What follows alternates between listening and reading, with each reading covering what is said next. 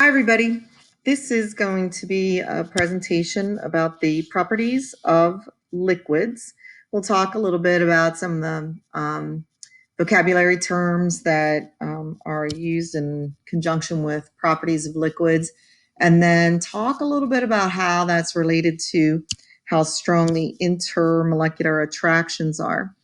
There are basically four different properties that we're going to refer to. We're going to talk about volatility. Okay.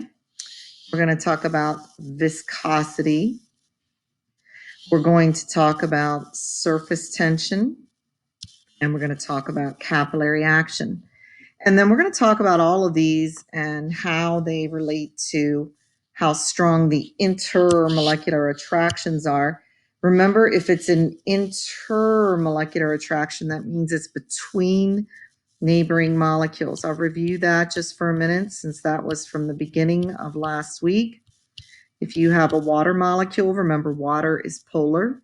The oxygen end of the molecule has a higher electronegativity, so this end becomes negative because all the electrons go towards the oxygen since it has a higher electronegativity, and this end of the molecule becomes positive. So what happens is that you get attraction between the neighboring molecules.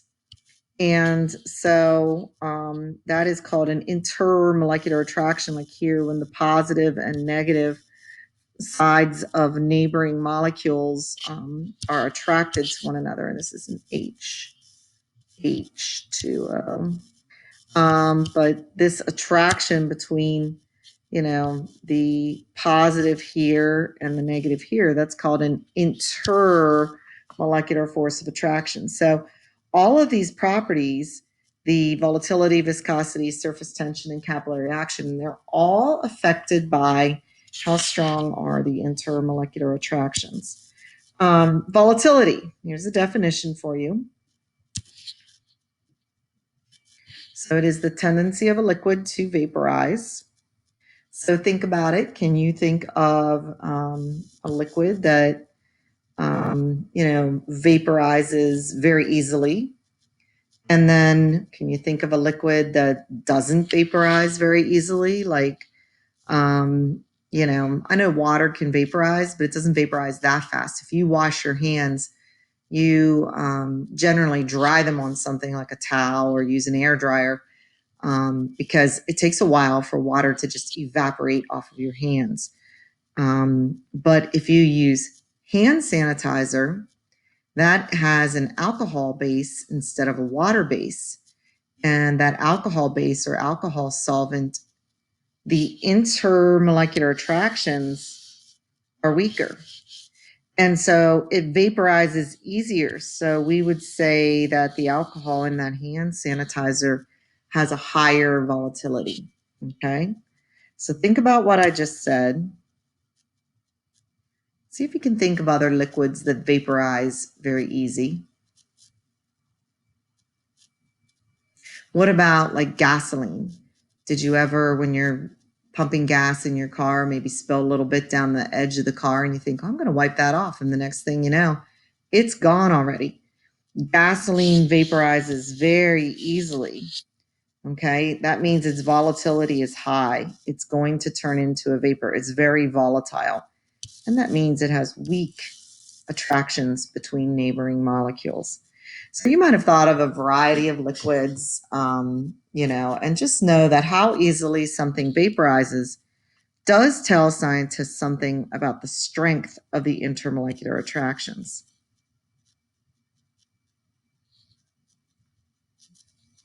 Okay, so the next property we want to talk about very briefly is viscosity. And that is the measure of a liquid's resistance to flow. Can you think of some liquids that resist flowing? It's hard to get them to flow.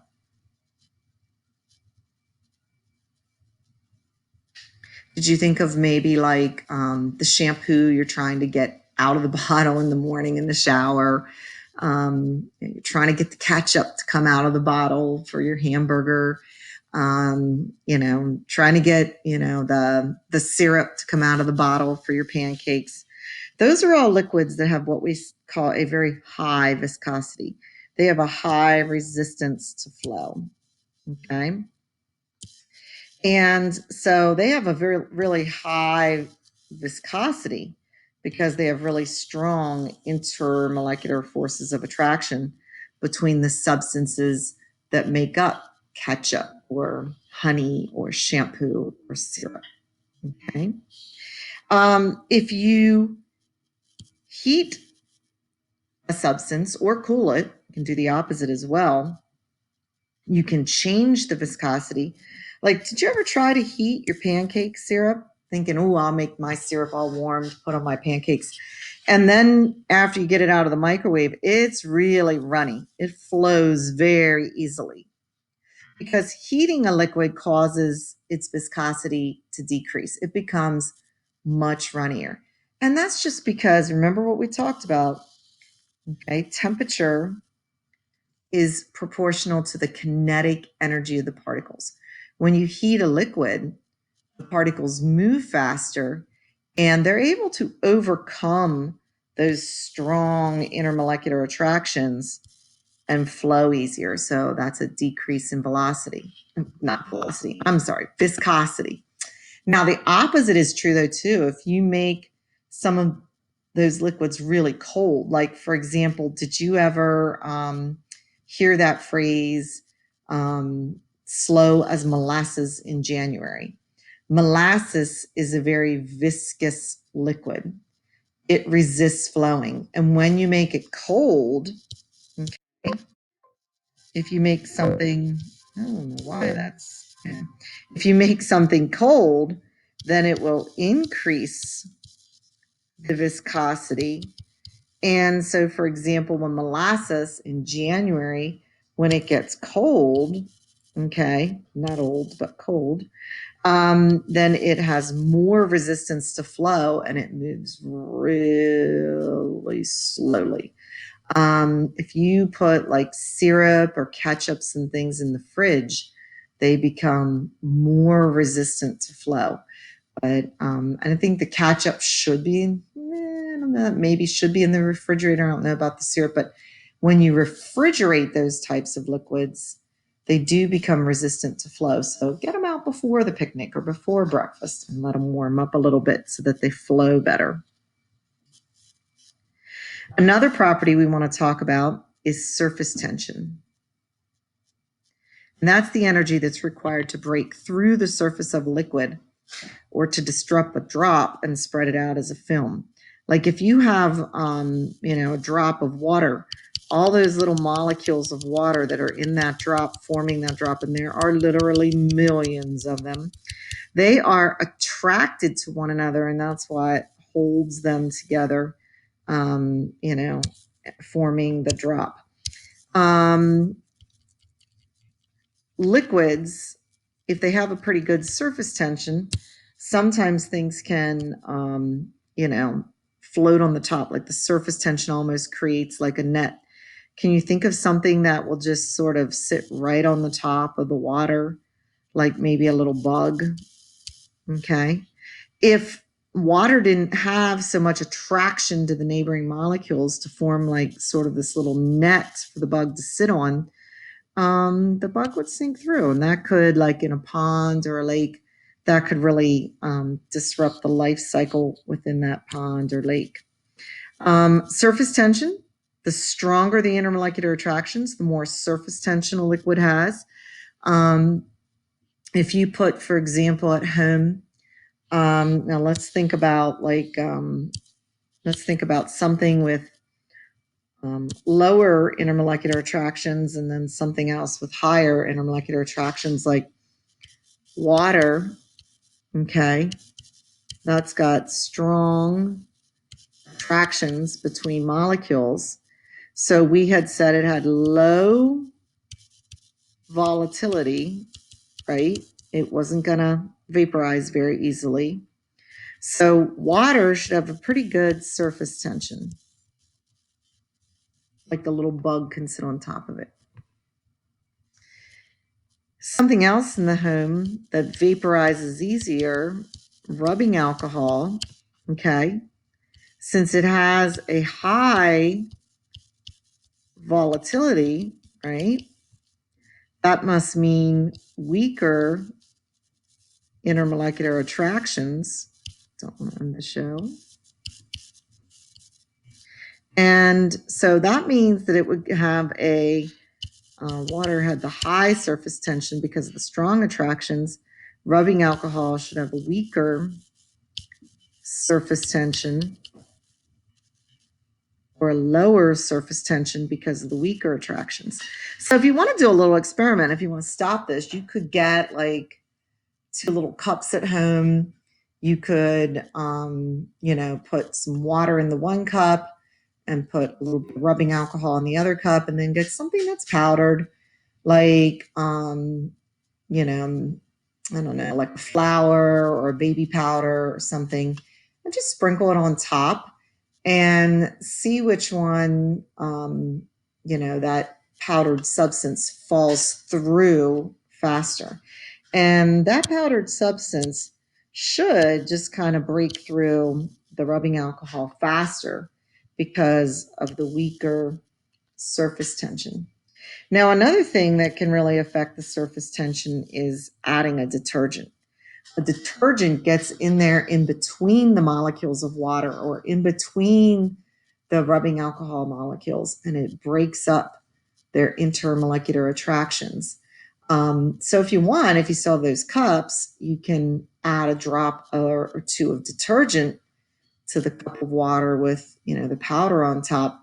And the powder that was floating should start breaking through the surface and falling to the bottom.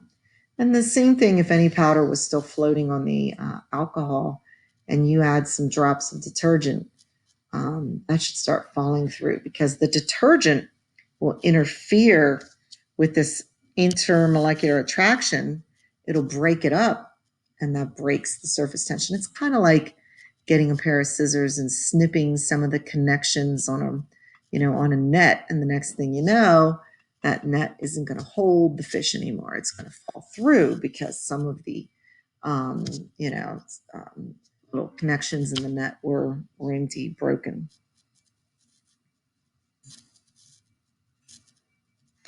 So you remember from earlier in the year, what is a meniscus? And think about a graduated cylinder. I'll try to draw. I'm not always the best artist, but the graduated cylinder, remember, is the tall cylinder that has like little volume markings on the side. We have smaller ones like 10 milliliter, but we have really large ones that are 100 milliliter. Do you remember what the water does when it's in the graduated cylinder? How it kind of curves, like it's climbing up the sides of the cylinder. That right there, that little curve, is called a meniscus because it does kind of resemble the meniscus that's in your knee, like the shape of that part, if you've had an anatomy class. And for water, the adhesive forces between the water and the glass are stronger than the cohesive forces between the water and other water molecules. So what are adhesive and cohesive forces? Cohesive forces, that's when you have the same molecules attracted to each other, like water attracted to water. Adhesive forces, it's when you have different things that attract, like the water and glass. Okay. Now, the water is attracted to itself, but it is more attracted to the glass, and it starts to climb up the sides. It would keep climbing, except a graduated cylinder has a pretty good diameter. It's a pretty good distance across there. And the weight of the water builds up, and gravity pulls the center back down here due to the weight. But if you had a very, very narrow cylinder, okay, like if your cylinder, instead of being wide like a graduated cylinder, if it was super narrow, and that's really hard for me to draw. Then, as the water started to climb up because of being attracted to the glass on the side, it would just keep going because it would never build up enough weight to, actually be pulled back by the gravity.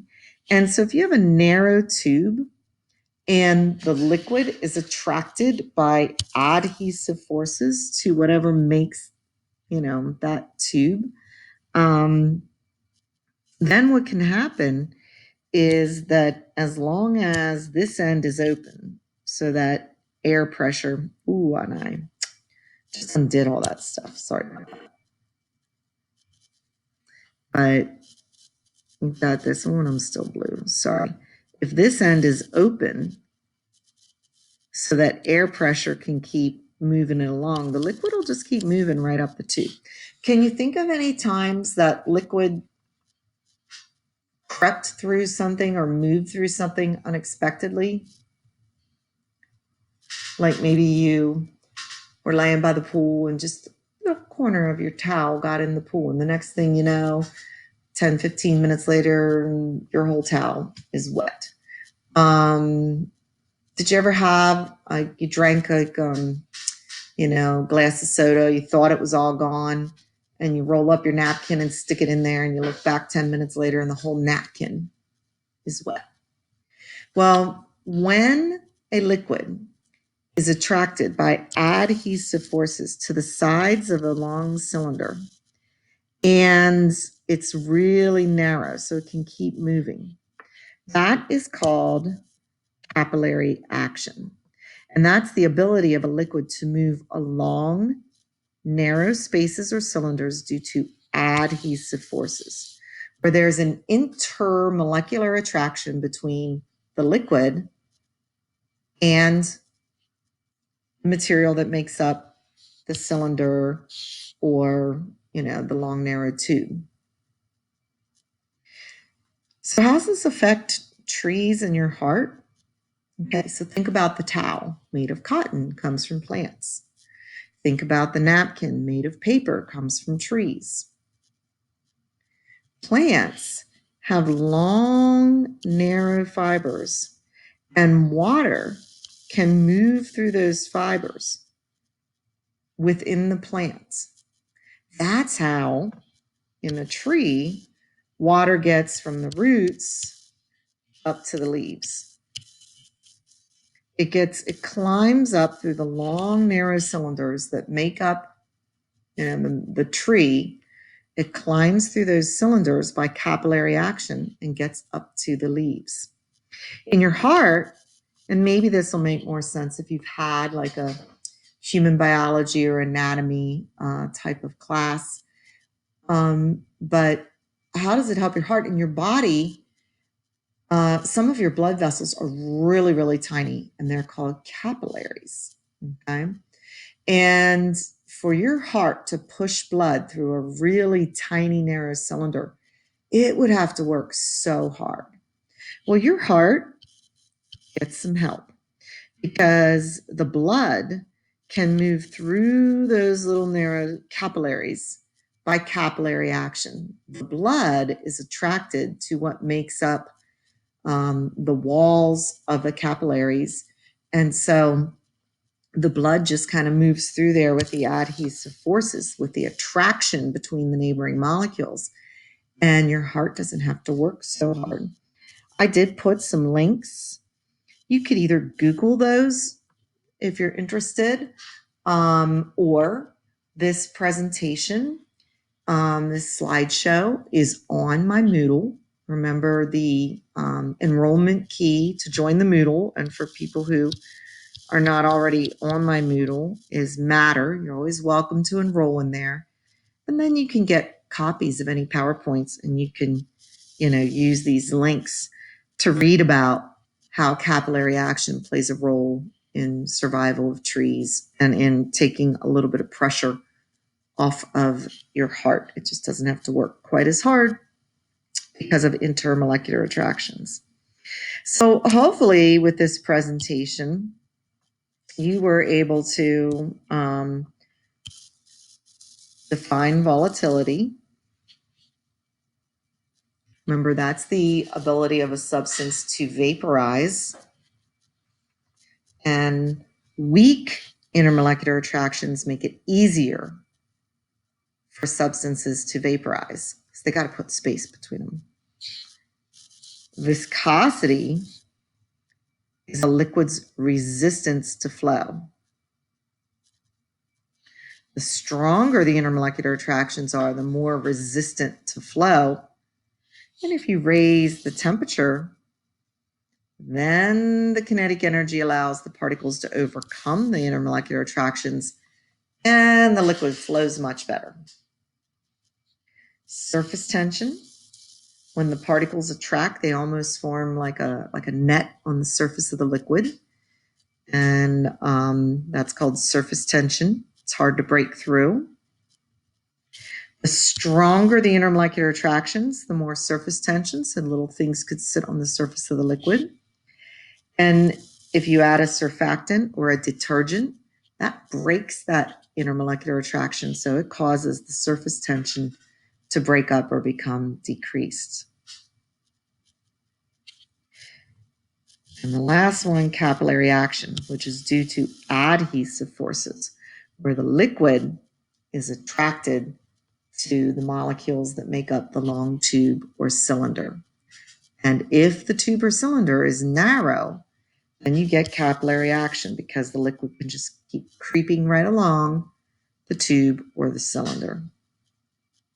So I hope that helps you become familiar with some of the properties of liquids. You've probably experienced them all at some point in life, but maybe just didn't have a name to give to them. So to practice this information, there is a Quizlet link on Schoology, and you can practice some of these concepts by going through, I think it's only 10 or 11 cards in that Quizlet, but it'll give you a chance to see what you retain and remember from this presentation. So good luck and have a great